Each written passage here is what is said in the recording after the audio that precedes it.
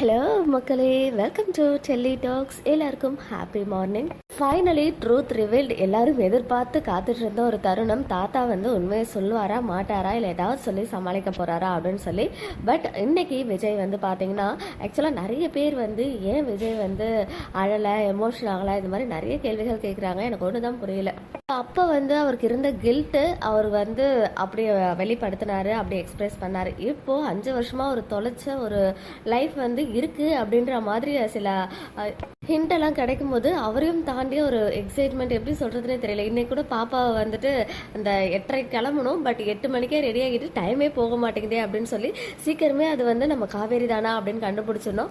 அப்படியே ஒரு ஃபேஸில் வந்து அது ஒரு ஹாப்பினஸாக வந்து அவர் வந்து எக்ஸ்பிரஸ் பண்ணிட்டு இருந்தார். இன்றைக்கி எபிசோட் ஃபுல்லாக பார்த்தீங்கன்னா உங்களுக்குமே புரியும். அது மட்டும் இல்லாமல் லாஸ்ட் ஷெடியூல் நம்ம டேரக்டர் எடுக்கல, வேற ஒருத்தர் அசிஸ்டன்ட் டேரக்டர் தான் எடுத்தாருன்றதுமே நான் உங்களுக்கு ஆல்ரெடி இன்ஃபார்ம் பண்ணியிருந்தேன். ஸோ அதனால அவருடைய டச் வந்து நமக்கு மிஸ் ஆகிறது சில இடத்துல நிஜமாவே ஃபீல் ஆக தான் செய்யுது.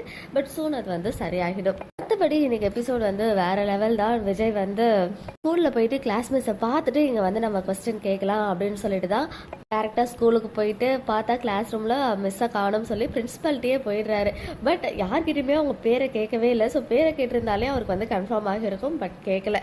தேங்க்ஸ் சொல்லியே ஆகணும் அப்படின்னு ரெக்வஸ்ட் பண்ணதுனால பிரின்சிபல் வந்து அவங்க வீட்டு அட்ரஸே கொடுத்துடுறாங்க. ஸோ வீட்டுக்கே ஸ்ட்ரெயிட்டாக போறாரு. பார்த்தா அவங்க இன்னைக்கு வந்து எங்கேயோ வெளில போயிருக்காங்க, நாளைக்கு தான் வருவாங்கன்னு சொல்லிட்டு அங்கேயுமே ஒரு அக்கா சொல்லிடுறாங்க. அண்ட் அந்த ஃபோட்டோ வந்து இன்னொரு குடிப்பிக்கெல்லாம் காமிச்சு இவங்களை வந்து இவங்க தான் இங்கே இருக்காங்களா அப்படின்னு கேட்டதுக்கு அவங்களுமே கன்ஃபார்ம் பண்ணிடுறாங்க.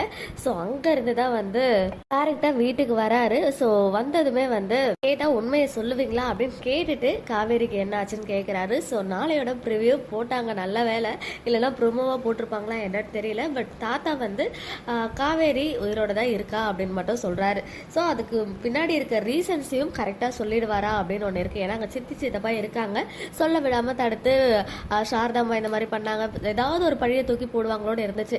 பட் இப்போ பாட்டி உயிரோட இல்லை. ஸோ மேக்ஸிமம் பாட்டி வந்து பண்ணது எல்லாத்தையும் சொல்லி பாட்டி மேலே தான் எல்லா தப்போம் அப்படின்ற மாதிரி விஜய் கிட்ட சொல்கிறதுக்கு நிறைய வாய்ப்பு. ஸோ காவேரி உயிரோட இருக்காங்கன்னு தெரிஞ்சாச்சு. ஸோ அடுத்து என்ன, ஒரே லவ்வாக தான் இருக்க போகுது. பட் அதுக்கு முன்னாடி நம்ம பாப்பா, விஜய், சித்தப்பா, தாத்தாலாம் இருக்க மாதிரி ஒரு ஆஃப் ஸ்க்ரீன் பிக்சர் ரொம்ப நாளைக்கு முன்னாடி ஷேர் ஆச்சு.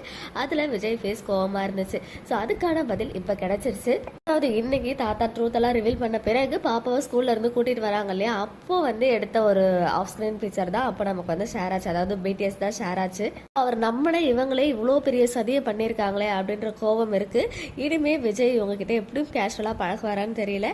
2 பேரும் இதே வீட்டில் தான் இருக்க போறாங்களா அப்படின்ட்டு நிறைய கேள்விகள் மைண்ட்ல ஓடுது. எல்லாத்துக்குமே பதில் வந்து நமக்கு நாளைக்கு கிடைக்க போகுது.